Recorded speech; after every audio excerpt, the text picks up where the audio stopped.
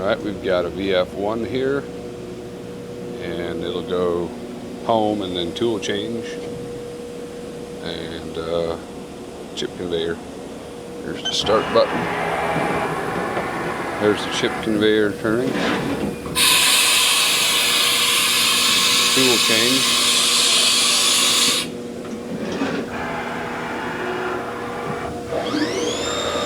We've got the spindle running at 5,000 RPMs. Here you can see the axle. See the program running.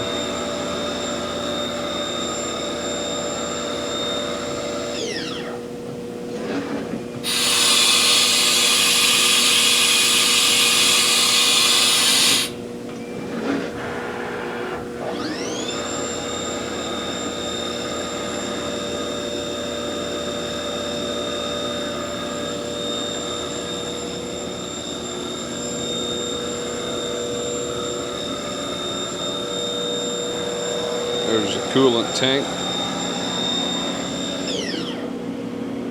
There's the serial plate. And it's got a busted, this door handle here is busted off. It still runs fine, but it's missing the disconnect knob.